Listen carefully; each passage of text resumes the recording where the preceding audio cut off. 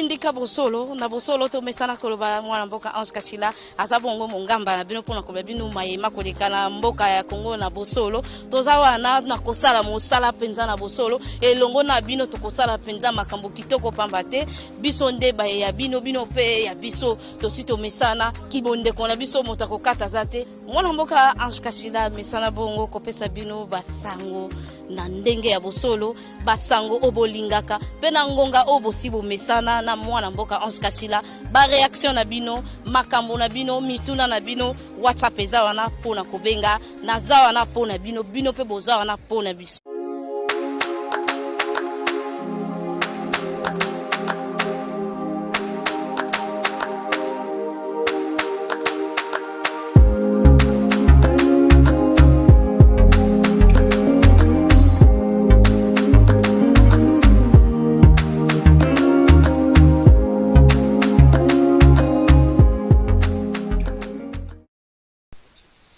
Mbote mingi na bandeko nyonso bazwi ndinga to libaku ya kolanda Tindika Bosolo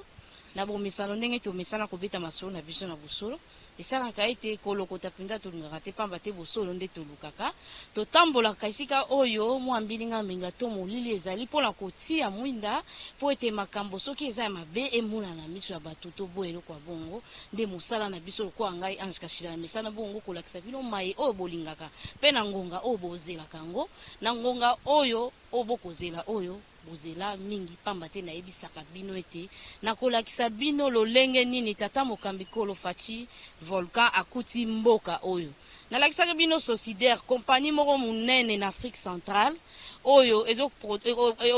ezaki na makoki ya kopesa biso batol na ba barre de fer ya biso moko et surtout na Congo ezaki ngaki ezala bénéfice na biso moko pamba te Congo eza chantier il faut totonga Congo tokozala na posa mingi ya ba barre de fer tokozala na posa mingi ya batol mais soki tokokotisa mbongo kaka epai ya bapaya epai ba chinois kosomba ba conteneur mbongo kotika na Chine biso tobandolela kaka kozanga pamba te toyebi ndenge nini te ya kotika pe misolo na kasi ya mboka na biso nengo na esalaki ngai Ange Kachila na tambola na sala musala wa bingaka ya ba investigation koluka koyeba eloko nini tata mokambi kola ko sala ba nimboka pe kolakisa bango akuti mboka na lolenge nini lelo tokotambola na hôpital ya Socider Socider eza entreprise moko monene eza na hôpital eza na bandaku nango lelo tokotala toleka kaka tobwaka mwa liso tomona kete bambeto ezate bisaleli ya misala pende ezate eza hôpital monene eza ka susu pona Socider te kosunga susu na ba o bafandaka na maluku a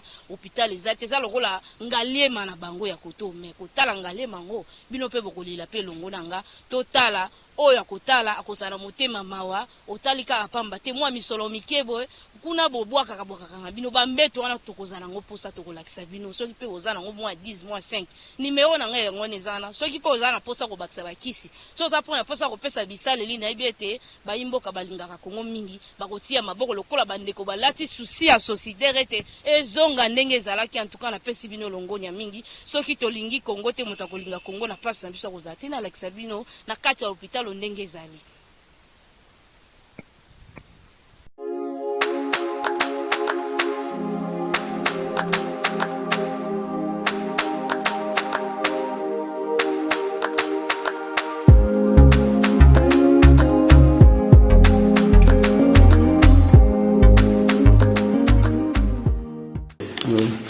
Le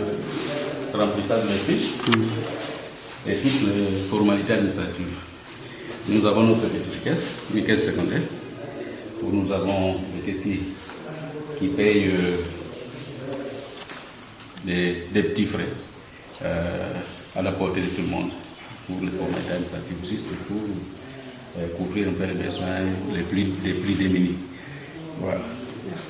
M. Tamara et M. Obo.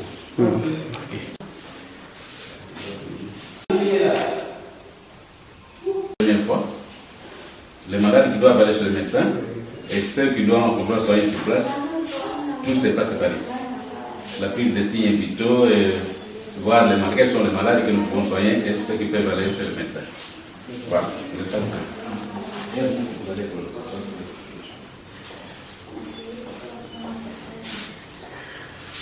Notre infirmière s'appelle Ombo Mengei, notre patient qui est venu pour les soins.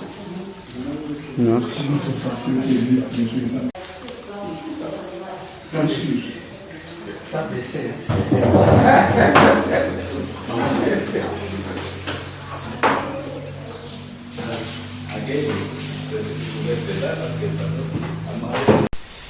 Tosalaka suivi makasi na bamama oyo bazoya kotala bokono ekotumisa mwana aza na kati mpe kotumisa mama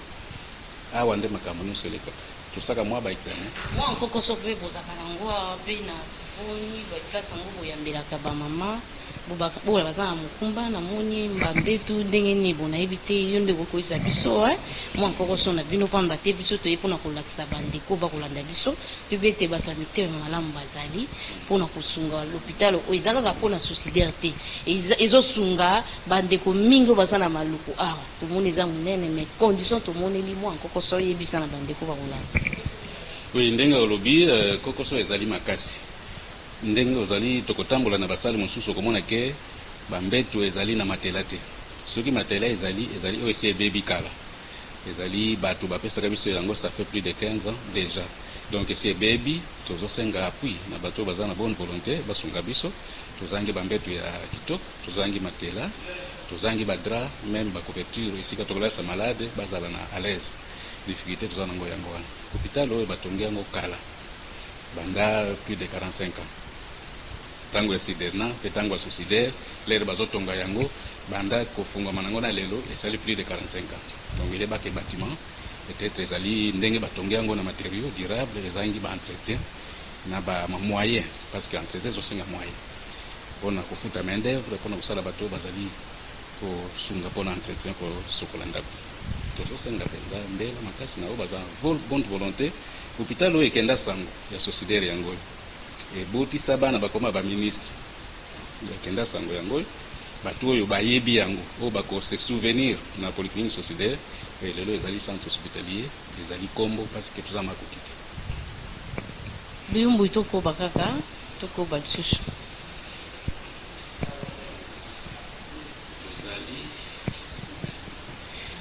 tozali na kati na sale ya accouchement esika mama abotaka mwana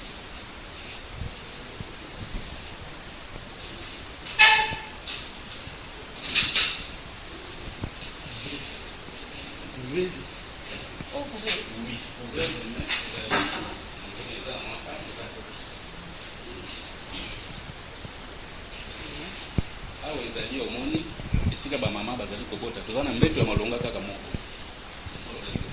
mama ye aboti po mwana azala protege na bainfection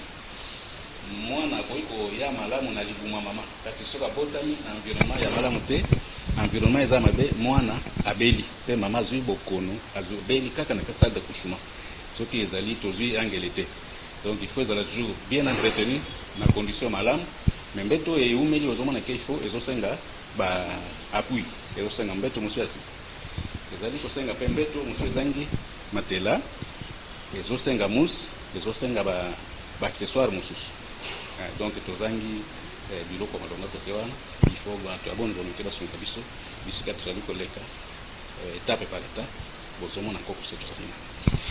toyebisaki bino tozolakisa bino lolenge tata mokambi kola kuti mboka tala esika oyo babotisaka bamama me tala ndenge na moni yango na misu boye ezosala nga nkele na kofanda place oyo te me esika babotisaka motu me tala esika mboka na biso ekomaki pomoni niveau oyo Congo ekomi tozokoba kaka biyumbu totala susu na sale mosusu tomoni mpe couvese awa ezosala te couvese eza na pane ifo babongisa tozangi makoki ezosenga misolo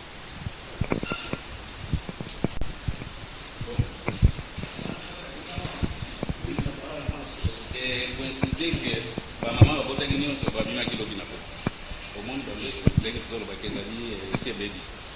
mama soki aboti na mwana na ye bakoya kolala na bambeto ozomona kasi mama kozipika liputa na ye alali ye na mwana bino mo boza na badra te ata badra eza te dra ezali te couverture ezali te kasi volonté na biso nde ezosala ke tokontinue kosala mosala po tozali par rapport ya couverture ya il y a conditions, il y a santé, couverture, le ministère de la santé, il faut toujours en charge une bonne population. Nous avons 30 000 dans l'environnement national de santé. Nous avons des soldats, FARDC, nous avons la police, nous avons la population civile. Nous avons la population Makasiawa. Donc, l'hôpital est vraiment cible pour être soutenu par le gouvernement, même la bonne volonté. nakosenga na bandeko bakolanda nga lien oyo bosalela ngo na ministre ya santé papa Eteni Longondo atala ata mosusu ayebi te ke makambo boelekaka na maluku mpo eza hôpital ya monene basoda bacivile bango nyonso bayaka be awa me tala condition tokuteli en tout cas dokotolo Eteni Longondo obwaka mwa liso na likolo ya liso obeta osala ata descente awa sino te bandeko awa nayebi te na kamera ekobima ndenge nini pamba te nga na miso natali boye nakoki kofanda ata kofanda te na ndenge ya mabe te mpo eza kitoko te.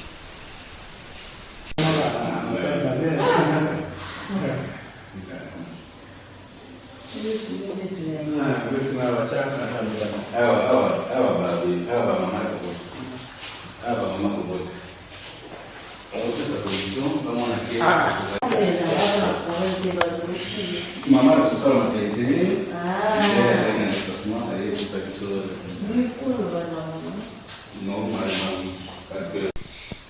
Mama Lili topesi yo mbote. Mama Lili aza moko ya bayo babeutisaka ba mama awa koyebisa biso mwa kokoso oyo elekaka awa na ntango ya kobotama ya bana awa mpo tomoni place oyo eza mpenza esika oyo babebe bakoki kofanda te baza allergique mais na esika oyo eza mpenza na place oyo babebe bakofanda te mwa kokoso oyo eza mpona kosenga na bandeko bakolanda biso mpe na bakambi na biso ya mboka. En tout cas matondi mingi nazongisi merci. Bakambi ya mboka tozokolela banda bambula penza mwa mingi mpona bacondition na biso ya santé. Tozali commune moko un peu à l'écart, semi-rural. Toza na bacondition de vie ya mwa pasi. Bamama bazali ebele, population aza na makoki penza te ya kobima même na baurgence noki moto abima ke lobote esika boto boye te. Donc tosalaka makasi na façon nyonso mpona kobikisa mabota ebele toumeli mpe awa bambula ebele tozosala kaka na bacondition moko difficile mpenza bino moko bomoni bambeto ya malamu ezali te baproduit même eke kisi mbasu na urgence boye obotisi mwasi alembi asili makilasi biloko nyonso toza nango te donc tobondelaka kaka grâce ya Nzambe.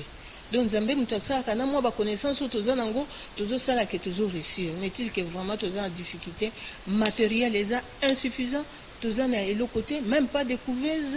toza nango te badra de lit bamoustiquaire tout donc toza na besoin ya nyonso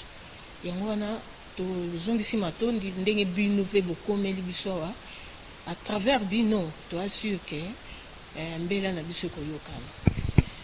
Mama asengi alobi bazaka mpenza na kokoso mingi ya bakisi soki bandeko makili esili to na ntango bamamo babotaka mwa kokoso biloko bisaleli eza te bakisi mpe eza te na bandeko nyonso balingaka ngai Ange Kashila nakosenga bino ba $100 te ba $10 te mais nayebi ke baplace oyo bozali eza na facilité ya kozwa bamamo ya ONG bamama sociale ata bambeto bao mpe baza na bayebi misala oyo bazaka na mwa possibilité ya kopesa bakisi ya koti nimero na ngai ya WhatsApp eza tokosala tokoya tokokita tokopesa eza mpona kobikisa bandeko na biso nyonso ata ndeko na nga te biso tozaka bacongolais so tobimi kuna kindeko yaka makasi pourquoi parce que toza biso nyonso bacongolais nde biso tobelelaka kaka oyo aza na motema ya bomoto mpe ya bolingo nayebi ete boza na motema bomoto mpe bolingo bokotala mpenza mbela oyo mpe bokoyoka ngo Biyombo itokoba.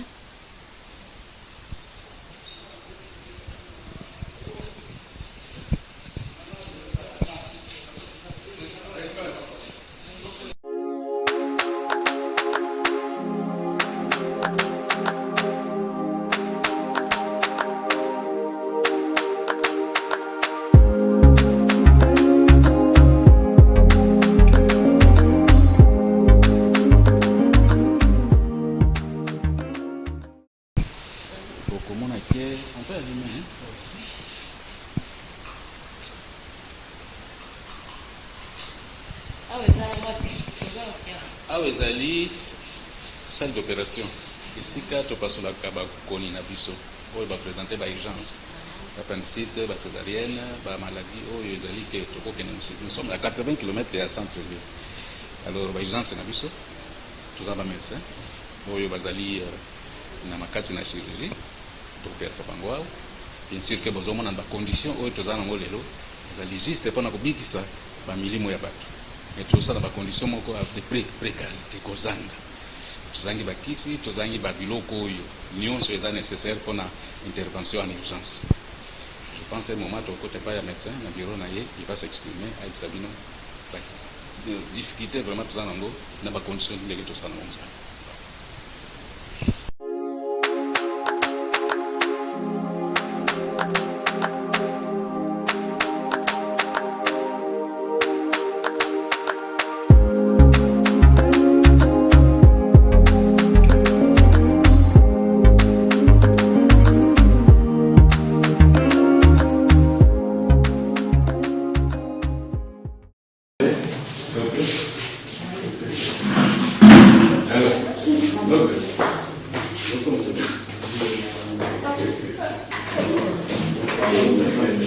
Bon, l'honneur de microscope bomoni esengele kovanda awa mais tozangi ba réactif tozangi ba intra oyo tokosala nango musala awa oyo responsable laboratoire aloba mwa liloba mpona kokoso tozangi mbote mwana mboka saba tukombo nani pe oza nani musala nini awa Seremi Mumonga nazali responsable ya laboratoire awa tubandaki musala we na mwa ilikuwa tango mwa mulai penza tango banoko bazalaki ba italien direct kutambola mwa malamu kasi tango bandongola miso bai batu ya global babongisaki makambo ndenge esengelaki te courant ekatanaki ba réactif nyonso tu ebebaki bon ba microscope na tango ya kumela mingi na kati ya molili biloko nyonso wana ebebaki donc ozomona centre de santé na biso oyo eza na couverture moko monene kobanda na Kimpoko tozwi Likabongo toke kuna na Régie des Eaux na fleuve na biso Congo oyo toza koyamba bato nyonso wana awa epe eloko ekuza mpe na ntina mpo na laboratoire eloko boza balobi oyo mwana na ye aza na maladi ya SS biso toza kodetecte yango na 3 mois 2 mois 6 mois tozomona déjà ke mwana aza na maladi wana ndenge mokonzi na biso abayiki alobi ke toza na consultation préscolaire mwana abotani totali ye na bamingaka na biso tolandeli tomoni ke mwana wana aza na défaut boye donc nyonso wana mpe laboratoire eza kosuka donc ezoloka vraiment investissement moko ya monene po eza motema koyeba eske ya solo fièvre mwana aza na yango eza ya malaria to eza ya coronavirus so tulungu wana toza na maladi ya pongi ekobena maladi du sommeil tukoyeba yango mpe tukosunga po lelo bato moni baketaka kaka abele abe akeye pa prophète akeye pasteur akeye pa nganga kisi mais soki aza na maladi du sommeil wana ekosilisa ye nzoto akokufa mpe tokomona tulunguli wana mpe na maladi ya tuberculose oyo ezobeta bato nyonso pasi bon maladi ya mabe nyonso wana ifo babiloko wana ezali toyebi ke fondation damien azala aza wayaka te fondation damien aza kosuka wapi donc awa to bakongole te ifo aya te aya kotala tokodepiste so balobi ke bapesa formation ya kosoigne batuberculose na badepre tokosala mpo mosala na biso komipesi mpona kosuka bakongole to bandi totondi oyo botonde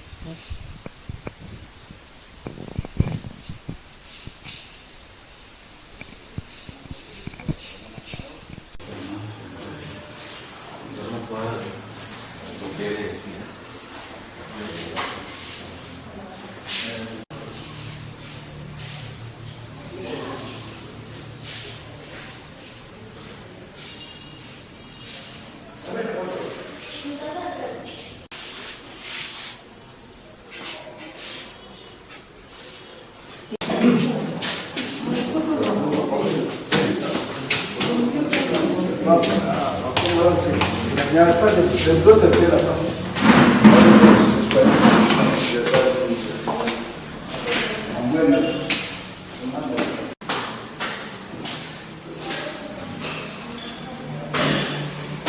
C'est le personnel. Bien.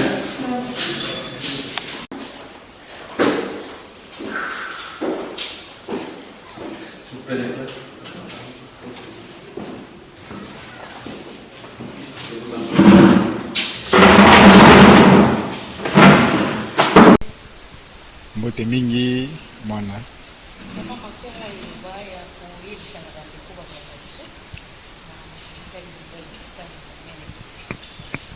Merci mingi mpona ndenge bopesi biso occasion lelo mpona toloba. Occasion tolingaka eya me eyaka te. Ya solo ndenge chargé ya finance alobi makambo ebele oyo ezali mpenza kosala biso mpasi. Moye nakota susu na ndenge ya sa alobi eza te. Mais lere baprésentaki nga balobi ngai nde responsable ya administration service du personnel. Yango wana nakoloba makambo mingi etali aspect social batravailleur. Ndi bomoni bango boye biloko na bango baza na esengo te, baza na mawa, baza na susi na bango nini basala bambula ebele bamonaka ta likota te. Mais conscience professionnelle ezali bazosala mosala kaka. Mais le foot comme tel ezali te. Mpona nini ezali te? Mpona société na biso oyo ndenge bolekaki botali bosepelaki nango mais ezosala mosala te. Financement eza te. Mais badémarche nyonso oyo basala na niveau ya gouvernement mais tomonaka résultat nango te ti lelo. Mais basali bazali so nayebisi yo basanza oyo bafuta bango te oloba peut-être mais ndenge nini baza kovivre pas moins de 180 mois. Soko sali arithmétique plus ou moins combien d'années? Yango wana liloba nanga mingi nalingaki nabimisa awa mpona basali ndenge baya ressource na biso sikoyo etikali nini? Ndenge responsable ya finance alobi bandako wana badémarche badossier kende partout. Mais toyebi ete na régime oyo toza nango sikoyo na gouvernement oyo sikoyo akotala likambo wana ifiske mbongo oyo ya biso ezali badroit na biso oyo ekangama na bainstitution bafuta yango. Soki bafuti yango ndenge baza na mawa boye bakóma na esengo. Mpona nini? Oyo nyonso to asaka mosala ebongi bafuta ye na suka sanza. Suka sanza wana soki bafuti ye libota na ye mpe kosepela. Epuis okomona esengo kokuta na kati na bango. Po oyo etali l'hôpital oyo monene ndo bolobi mais ndenge bokuti yango na eta oyo ezali esengeli te nde ezala boye. Hôpital oyo na kala ndenge basalaka yango bakonstruire yango mbala moko na usine. Mais après Galiema nakoloba oyo ndenge opesaki na liloba na oyo nazalaki na libanda ezalaki lokola Galiema mais sikoyo balingi komi. Tosengi na gouvernement bapesa makoki a intervenir mpona ezongela image nango ya kala bato ya zingazinga mpe bazonga ndenge toakoprete bango. Ndenge omoni bafandi boye personnel médical structure ezali ayo eza lokola l'hôpital nyonso bamédecin bazali bainfirmier qualifié bazali en dehors de ça matériel ya mosala ndenge bomoni wana eza kofonctionne nango mais nde sikoyo nde eza kozanga financement. Donc nasengi basuka ke gouvernement ata likambo basali mpe oyo bayali awa baresponsable basi retrouve tobalanga suka yango ndio botone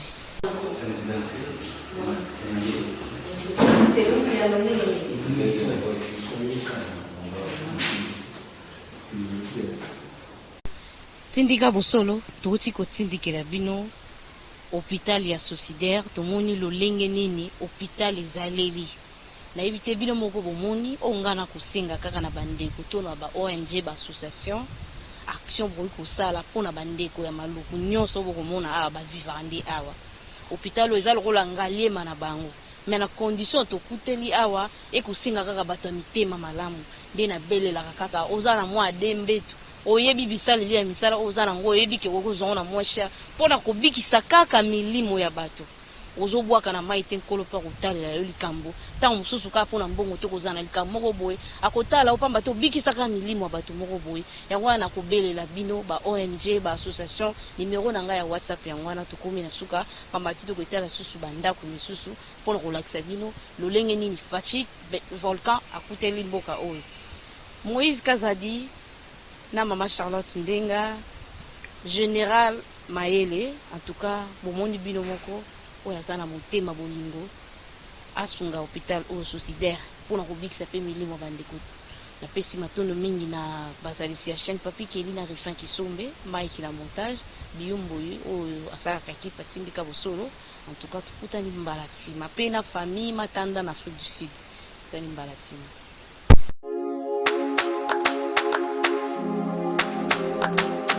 Sindika bosolo na bosolo to mesana koloba mwana mboka Ange Kachila asabongo mongamba na bino pona koba bino mayema koleka na mboka ya Kongo na bosolo toza wana na kosala mosala penza na bosolo elongo na bino to kosala penza makambo kitoko pamba te biso ndeba ya bino pe ya biso to sito mesana kibonde kona biso motako kata zate mwana mboka Ange Kachila mesana bongo kopesa bino basango na ndenge ya bosolo basango obolingaka pe na ngonga obosibo mesana na mwana mboka Ange Kachila ba réaction na bino makambo na bino mituna na bino WhatsApp eza wana pona kobenga na za wana pona bino pe boza wana pona biso.